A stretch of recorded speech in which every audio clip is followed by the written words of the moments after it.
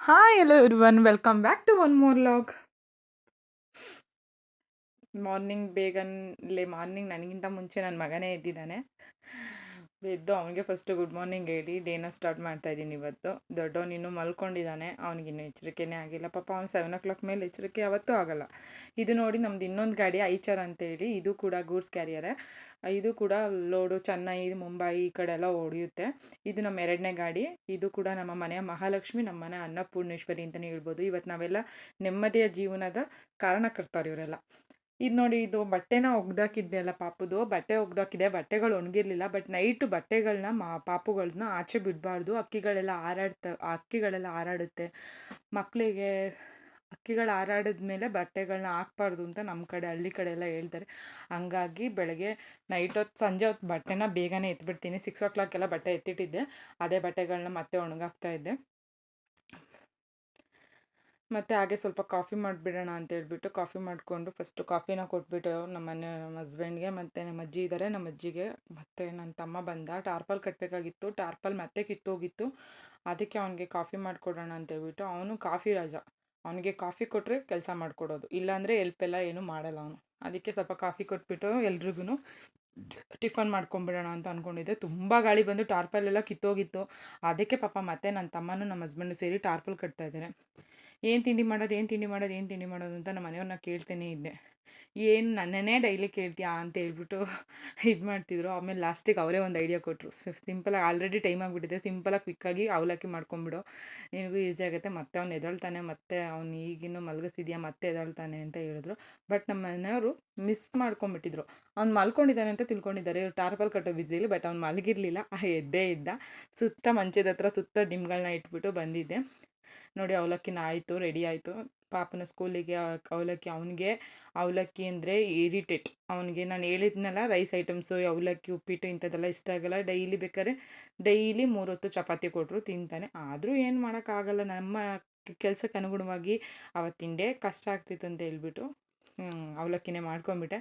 ಈಗ ನೋಡಿ ನನ್ನ ಮಗ ಆರಾಮಾಗಿ ಆಟ ಆಡ್ತಾ ಇದ್ದಾನೆ. ಪಾಪ ಅವ್ನು ಮಲಗಿಲ್ಲ, ನಾನು ಹೇಳಲಿಲ್ಲ ಆಗಲೇ, ಮಲಗಿಲ್ಲ ಅವನು. ಈಗ ಇವನು ಮಲಗಿಸೋದು ಒಂದು ಕೆಲಸ. ಎಲ್ಲ ಕೆಲಸಕ್ಕಿಂತ ಇವನ್ನ ಮಲಗಿಸೋದೇ ನನಗೆ ಒಂದು ದೊಡ್ಡ ಕೆಲಸ.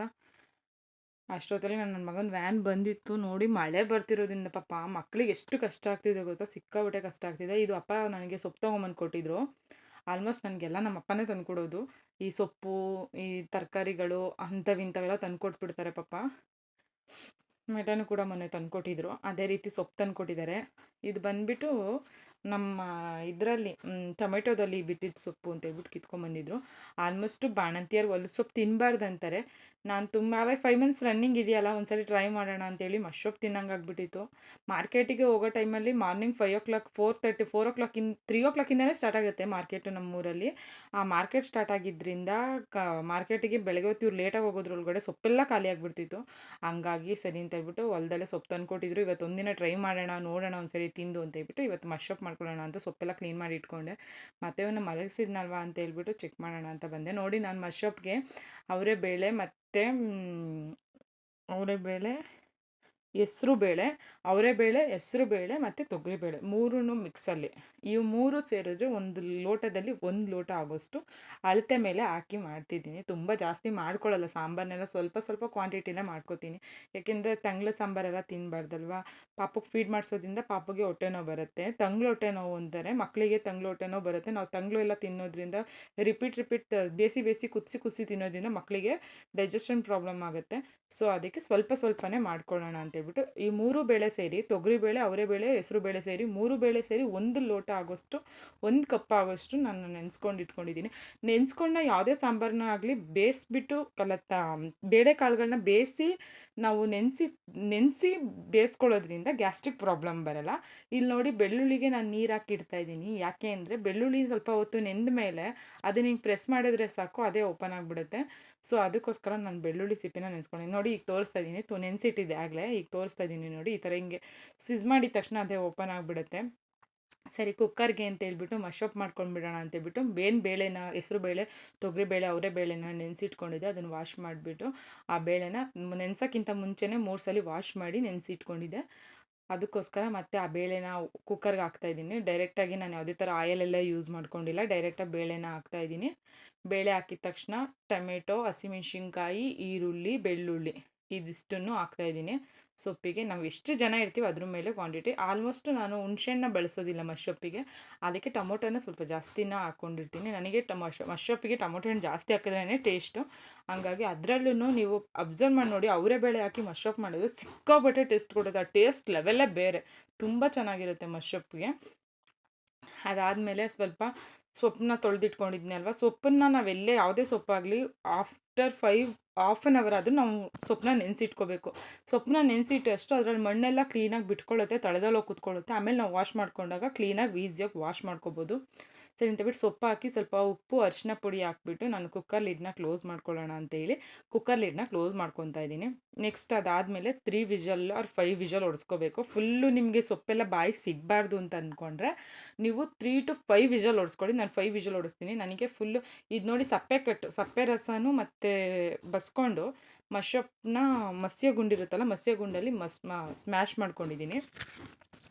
ಅದಾದಮೇಲೆ ಸಣ್ಣ ಬಾಣಲೆ ಇರುತ್ತಲ್ಲ, ಸಣ್ಣ ಬಾಣಲೆಗೆ ಎಣ್ಣೆ, ಸಾಸಿವೆ, ಜೀರಿಗೆ, ಕರಿಬೇವಿನ ಸೊಪ್ಪು ಹಾಕ್ಬಿಟ್ಟು ಒಗ್ಗರಣೆ ಮಾಡಿಕೊಂಡು ಇದೇನು ಸ್ಮ್ಯಾಶ್ ಮಾಡ್ಕೊಂಡಿದ್ದೆ ಮಶ್ರೂಪಿಗೆ, ಮಸ್ಯಗುಂಡಲ್ಲಿ ಮಶ್ರೂಪ್ನ ಸ್ಮ್ಯಾಶ್ ಮಾಡಿದೆ, ಆ ಮಶ್ರೂಪ್ ಒಳಗಡೆ ಈ ಒಗ್ಗರಣೆ ಹಾಕಿರೋದನ್ನ ಹಾಕ್ತಾಯಿದ್ದೀನಿ. ಹಾಕ್ಬಿಟ್ಟು ಇದಕ್ಕೆ ಒಂದು ಸ್ವಲ್ಪ ಕಾಯಿ ತುರಿನ ಹಾಕ್ಬಿಟ್ಟು ಮಿಕ್ಸ್ ಮಾಡ್ಕೊಳ್ತಿದ್ದೀನಿ. ಇದು ಬಂದುಬಿಟ್ಟು ಬೇಳೆ ಸಾರು ಪುಡಿ ಅಂತೀವಲ್ವ, ಅದು. ನಾವು ಧನಿಯಾ ಪುಡಿನ ಒಂದ್ಸರಿ ನಾನು ನೆಕ್ಸ್ಟ್ ಟೈಮ್ ನಾನು ಪೌಡರ್ನ ಮಿಲ್ ಮಾಡಿಸ್ಬೇಕಾದ್ರೆ ತೋರಿಸ್ತೀನಿ, ಧನಿಯಾ ಪುಡಿ, ಖಾರದ ಪುಡಿ ಹೇಗೆ ಮಾಡ್ಕೋತೀನಿ ನಾನಂತ. ಇದು ನೋಡಿ, ಕಾಯಿ ತುರಿನ ಹಾಕ್ತಿದ್ದೀನಿ. ನಾನು ಪ್ರತಿಯೊಂದು ಸಲನೂ ಮಶ್ರೂಪ್ ಮಾಡ್ಬೇಕಾದ್ರೆ ಇದೇ ಥರನೇ ಮಾಡೋದು. ನಾನು ಬೇಳೆ ಸಾರು ಪುಡಿನ ಆ್ಯಡ್ ಮಾಡ್ಕೋತೀನಿ. ಒಬ್ಬೊಬ್ಬರು ಒಂದೊಂದು ಥರ ವೆರೈಟಿ ಥರ ಮಾಡ್ತಾರೆ. ಮಶ್ರೂಪ್ನು 3 ಥರ ಮಾಡ್ಬೋದು, ತುಂಬ ಚೆನ್ನಾಗಿರುತ್ತೆ. ಬಟ್ ನಾನು ಇದೇ ಥರ ಮಾಡ್ತೀನಿ. ಇನ್ನೇನು ನಾಳೆ ಶುಕ್ರವಾರ ಅಲ್ವಾ ಅಂತ ಹೇಳ್ಬಿಟ್ಟು ದೇವ್ರ ಸಾಮಾನೆಲ್ಲ ಬೆಳ್ಕೊಳ್ಳೋಣ ಅಂತೇಳಿ, ದೇವ್ರ ಸಾಮಾನೆಲ್ಲ ಬೆಳಗೋಣ ಅಂತೇಳ್ಬಿಟ್ಟು ಇಟ್ಕೋತಾ ಇದ್ದೀನಿ. ನೀನು ನೋಡಿ, ಉಪ್ಪು ಹುಣ್ಸೆಹಣ್ಣು ಏನು ತೋರಿಸ್ತಿದ್ದೀನಿ, ಉಪ್ಪು ಹುಣ್ಸೆಹಣ್ಣು ಹಾಕಿ ದೇವ್ರ ಸಾಮಾನು ಬೆಳಗಿದ್ರೆ ನೋಡಿ ಈ ಥರ ಕಲರ್ ಬರುತ್ತೆ. ತುಂಬ ಚೆನ್ನಾಗಿ ಕ್ಲೀನ್ ಆಗುತ್ತೆ, ತುಂಬ ಈಸಿಯಾಗಿ ಸಿಂಪಲಾಗಿ. ಎಷ್ಟು ಅದು ತುಂಬ ಕಪ್ಪಗಾಗಿದ್ರು ಕೂಡ ನೋಡಿ ತೊಳ್ಕೊಂಡ್ರೆ ಉಪ್ಪು ಮತ್ತು ಹುಣ್ಸೆಹಣ್ಣಲ್ಲಿ ಬೆಳಗಿದ್ರೆ ಈ ಥರ ಕಲರ್ ಬರುತ್ತೆ, ತುಂಬ ಚೆನ್ನಾಗಿ ಕಾಣುತ್ತೆ. ಇದೊಂದು ಟಿಪ್ ಅಂತ ತಿಳ್ಕೊಬೋದು ನೀವು. ಅದು ಲಾಸ್ಟಿಗೆ ಸ್ವಲ್ಪ ಸೊಬ್ಬಿನ ಪುಡಿ ಹಾಕಿ ಉಜ್ಜಿಬಿಟ್ಟು ವಾಶ್ ಮಾಡ್ಕೊಳ್ಳಿ. ಕರೆ ಕೂರಲ್ಲ. ನಾವು ದೇವ್ರ ಸಾಮಾನು ಬೆಳಗಿದ ತಕ್ಷಣ ಒರೆಸಿ ಇಟ್ಕೋಬೇಕು ಬಟ್ಟೆಲಿ, ಆವಾಗ ಕಲೆ ಕೂರಲ್ಲ. ನೋಡಿ, ಈವ್ನಿಂಗ್ ನನ್ನ ಮಗ ಬರ್ತಾನೆ ಅಂತ ಹೇಳ್ಬಿಟ್ಟು ಸ್ನ್ಯಾಕ್ಸ್ ರೆಡಿ ಮಾಡ್ಕೊಳ್ಳೋಣ ಅಂತ ಹೇಳ್ಬಿಟ್ಟು ಸ್ನ್ಯಾಕ್ಸ್ನ ಪ್ರಿಪೇರ್ ಮಾಡ್ಕೊತಿದ್ದೆ. ಬ್ರೆಡ್ ಇತ್ತು, ಏನು ಮಾಡೋಣ ಅಂತ ಯೋಚನೆ ಮಾಡಿದೆ. ಗುರುವಾರ ಆಗಿರೋದ್ರಿಂದ ನಾನು ನಾನ್ ವೆಜ್ ತಿನ್ನಲ್ಲ. ಸರಿ ಅಂತ ಹೇಳ್ಬಿಟ್ಟು ಬ್ರೆಡ್ ಆಮ್ಲೆಟ್ ಮಾಡ್ಕೊಳ್ಳೋಣ ಅಂತ ಮಾಡ್ಕೊಡೋಣ ಅಂದ್ಕೊಂಡೆ. ಬಟ್ ನಾನು ತಿಂತೀನಲ್ವ, ಈಗ ಮಾಡಿದ್ಮೇಲೆ ನಾವು ತಿಂದಲೇ ಹೇಗಿರೋಕ್ಕಾಗುತ್ತೆ. ಸೊ ಬ್ರೆಡ್ ಆಮ್ಲೆಟ್ ಮಾಡಿದ್ರೆ ಗುರುವಾರ ನಾನು ತಿನ್ನಲ್ಲ ಅಂದ್ಕೊಂಡು ಕ್ಯಾರೆಟ್ನೆಲ್ಲ ಹಾಕಿ ಬೆಡ್ ಟೋಸ್ಟ್ ಥರ ಮಾಡಿಬಿಡೋಣ. ಈ ಬೇಕ್ರಿಲೆಲ್ಲ ಬ್ರೆಡ್ ಟೋಸ್ಟ್ ಮಾಡ್ತಾರಲ್ಲ, ಅದೇ ಥರ ಬೆಡ್ ಟೋಸ್ಟ್ ಮಾಡ್ಕೊಳ್ಳೋಣ ಅಂತ ಮಾಡಿಕೊಂಡೆ. ಹಸಿಮೆಣ್ಸಿನ್ಕಾಯಿ, ಈರುಳ್ಳಿ, ಕ್ಯಾರೆಟು, ಈರುಳ್ಳಿ, ಕ್ಯಾರೆಟು, ಅರ್ಧ ಟೊಮೆಟೊ, ಆಮೇಲೆ ಪೆಪ್ಪರ್ ಪೌಡ್ರು, ಅರಿಶಿನದ ಪುಡಿ, ಉಪ್ಪು ಇದಿಷ್ಟನ್ನು ಹಾಕ್ಬಿಟ್ಟು ಅರ್ಧಂಬರ್ಧ ಬೇಯಿಸ್ಕೋಬೇಕು, ಪೂರ್ತಿ ಬೇಯಿಸ್ಕೋಬಾರ್ದು. ಅದಾದಮೇಲೆ ಇದ್ರ ಜೊತೆಗೆ ಟೀ ಇಲ್ಲ ಅಂದರೆ ಹೇಗೆ ಚೆನ್ನಾಗಿರುತ್ತೆ, ಟೀನು ಕೂಡ ಇರಬೇಕು. ನಾವು ಯಾವತ್ತೇ ಆಗಲಿ, ನಾವು ಏನಾದ್ರು ಸಂಜೆ ಹೊತ್ತು ಸ್ನ್ಯಾಕ್ಸ್ ತಿಂದಾಗ ಅದ್ರ ಜೊತೆ ಟೀ ಕುಡಿದ್ರೆ ಅದ್ರ ಮಜಾನೇ ಬೇರೆ, ಅದ್ರ ನೆಕ್ಸ್ಟ್ ಲೆವೆಲಲ್ಲಿ ಇರುತ್ತೆ. ಅದಾದಮೇಲೆ ಬೆಡ್ ಟೋಸ್ಟ್ ನನ್ನ ಮಗ ಸ್ಕೂಲಿಂದ ಬಂದಿದ್ನಲ್ಲ ಅಂತೇಳಿ ಅವನಿಗೆ ತೋರಿಸ್ತಾ ಬೆಡ್ ಟೋಸ್ಟ್ಗೆ ರೆಡಿ ಮಾಡ್ತಾ ಬ್ರೆಡ್ನ ರೋಸ್ಟ್ ಮಾಡಿ, ಒಂದು ಸೈಡ್ ರೋಸ್ಟ್ ಮಾಡಿ ಒಂದು ಸೈಡ್ ತುಪ್ಪ ಹಾಕ್ಕೊಂಡು ಅವನಿಗೆ ಸ್ಪೂನಲ್ಲಿ ಇದು ಮಾಡ್ತಾಯಿದ್ದೀನಿ, ಮಾಡಿಬಿಟ್ಟು ಕೊಡೋಣ ಅಂತ. ಮಕ್ಕಳಿಗೆ ಇದೇ ಥರ ನಮ್ಮ ಪಿಜ್ಜಾ ತಿನ್ನೋಕ್ಕಾಗದಿರ್ಬೋದು, ಬರ್ಗರ್ ಕೊಡಿಸ್ತಾ ಇರೋಕ್ಕಾಗ್ಬೋದು ನಮ್ಮ ಮಕ್ಕಳಿಗೆ ಟೈಮ್ ಟು ಟೈಮ್. ನಮ್ಮ ಮನೆಯಲ್ಲಿ ಏನಿರುತ್ತೆ ಅದನ್ನೇ ಅವ್ರಿಗೆ ವೆರೈಟಿ ಥರ ಮಾಡಿಕೊಟ್ರೆ, ಇರೋ ಫುಡ್ಡಲ್ಲೇ ಮಿಡಲ್ ಕ್ಲಾಸ್ ಫ್ಯಾಮಿಲಿ ಅಂದ್ರೇ ಅಷ್ಟು ಇರೋದ್ರಲ್ಲೇ ನಮ್ಮ ಲೈಫನ್ನು ತುಂಬ ಸುಂದರವಾಗಿ ಮಾಡ್ಕೊಳ್ಳೋದೇ ನಮ್ಮ ಜೀವನ. ನಮ್ಮ ಹತ್ರ ಅದಿಲ್ಲ ಇದಿಲ್ಲ, ನಾವು ಅಷ್ಟೊಂದು ದುಡ್ಡಿಲ್ಲ, ನಮ್ಮ ಹತ್ರ ಇಷ್ಟೊಂದು ದುಡ್ಡಿಲ್ಲ ಅಂದ್ಕೊಂಡು ಜೀವನ ಪೂರ್ತಿ ಕೊರ್ಕೊಂಡು ಬದುಕೋದ್ಕಿಂತ ಇರೋದ್ರಲ್ಲೇ ನಾವು ಏನೇನು ಮಾಡ್ಬೋದು ಅಂತ ಜೀವನದಲ್ಲಿ ಅದನ್ನು ಕಲ್ತ್ಕೋಬೇಕು ಫಸ್ಟು. ಆ ಥರ ಕಲ್ತ್ಕೊಂಡು ಬದುಕಿದ್ರೇ ಅದಕ್ಕೊಂದು ಅರ್ಥ. ಇಲ್ಲ ಅಂತ ಚಿಂತೆ ಮಾಡೋದಕ್ಕಿಂತ ಇರೋದ್ರಲ್ಲೇ ನಾನು ನೆಮ್ಮದಿಯಾಗಿರ್ತೀನಿ ಅಂತ ಜೀವನ ಮಾಡೋದನ್ನ ಕಲ್ತ್ಕೋಬೇಕು ಅಷ್ಟೇ. ಅದೇ ಸಿಂಪಲ್ ಟಿಪ್ಸ್ ಅಂದರೆ, ಇದು ಬೇಸಿಕ್ ಟಿಪ್ಸ್. ಇಲ್ಲಿ ನೋಡಿ, ನನ್ನ ಮಗ ಸೂಪರಾಗಿದೆ ಅಂತ ಹೇಳ್ತಿದ್ದಾನೆ. ಇದನ್ನು ಅವನಿಗೆ ನಾನು ಟೀ ಕೊಡೋದಿಲ್ಲ, ನಾನು ಟೀ ಕುಡಿತೀನಿ. ಅದಕ್ಕೋಸ್ಕರ ಟೀ ಕುಡಿತೀರಾ ನೀವು ಬಾಣಂತಿ ಅಂತ ಮತ್ತೆ ಕೇಳೋಕೆ ಹೋಗ್ಬೇಡಿ, ಯಾಕೆಂದರೆ ನನಗೆ ಅಭ್ಯಾಸ ಆಗಿದೆ. ನೋಡಿ, ತುಪ್ಪನ ಹಾಕ್ಕೊಂಡು ಒಂದು ಕಡೆ ಬೆಡ್ಗೆ ಇದು ಮಾಡಿಕೊಂಡು ಸಿಂಪಲಾಗಿ ಟೀನ ಜೊತೆಗೆ ನನ್ನ ಈವ್ನಿಂಗ್ ಸ್ನ್ಯಾಕ್ಸ್ನ ಕಂಪ್ಲೀಟ್ ಮಾಡಿಕೊಂಡೆ. ನೋಡಿ, ನನ್ನ ಮಗ ಇದನ್ನು ವಾಯ್ಸ್ನ ಯಾಕೆ ಮ್ಯೂಟ್ ಮಾಡಿದೆ ಅಂತ ಅಂದರೆ, ಆಚೆ ನಮ್ಮೂರಿಂದು ಭಾನುವಾರ ಚಂಡಿಕಾ ಹೋಮ ಅಂತ ಬರ್ತಾ ಇದೆ, ಫಂಕ್ಷನ್ ಇದೆ. ಸೊ ಆನೆ ಅಂಬಾರಿ ಉತ್ಸವ ಇರುತ್ತೆ. ಸೊ ಅದ್ರದ್ದು ಆಟೋದಲ್ಲಿ ಹೇಳ್ಕೊಂಡು ಹೋಗ್ತಾಯಿದ್ರು, ಕೂಗ್ತಾಯಿದ್ರು. ಇನ್ನು ಕಾಪಿ ರೈಟಿಂಗ್ ಬರುತ್ತೆ ಅಂತ ಹೇಳ್ಬಿಟ್ಟು ನಾನು ಅದನ್ನು ಆಫ್ ಮಾಡಿಕೊಂಡೆ. ನನ್ನ ಮಗ ಓದ್ಕೊತಿದ್ದ. ನೋಡಿ ಮತ್ತೆ ನೈಟ್ ಊಟಕ್ಕೆ ಅಂತ ಹೇಳ್ಬಿಟ್ಟು ಮಶ್ರೂಪಿನ ಜೊತೆಗೆ ಹಪ್ಳನೂ ಮತ್ತು ಮಜ್ಜಿಗೆ ಮೆಣಸಿನ್ಕಾಯಿನೂ ಎಣ್ಣೆಗೆ ಹಾಕ್ಕೊಂಡು ಇವತ್ತಿನ ಡೇನ ನಾನು ಇಲ್ಲಿಗೆ ಕಂಪ್ಲೀಟ್ ಮಾಡ್ತಾಯಿದ್ದೀನಿ. ಇವತ್ತು ನನ್ನ ವಿಡಿಯೋ ನಿಮಗೆ ಇಷ್ಟ ಆಗಿದ್ದರೆ ಪ್ಲೀಸ್ ಲೈಕ್ ಮತ್ತು ಶೇರ್ ಮಾಡಿ. ಅದ್ರ ಜೊತೆಗೆ ಯಾರೆಲ್ಲ ನನ್ನ ಯೂಟ್ಯೂಬ್ ಚಾನಲ್ನ ಇನ್ನೂ ಸಬ್ಸ್ಕ್ರೈಬ್ ಆಗಿಲ್ಲ, ಪ್ಲೀಸ್ ಸಬ್ಸ್ಕ್ರೈಬ್ ಮಾಡಿಕೊಂಡು ನನಗೆ ಒಂದು ಲೈಕ್ ಮಾಡೋದನ್ನು ಮರಿಬೇಡಿ. ನನ್ನ ಹೊಸ್ದಾಗಿ ಚಾನಲ್ಗೆ ಪ್ಲೀಸ್ ಸಪೋರ್ಟ್ ಮಾಡಿ.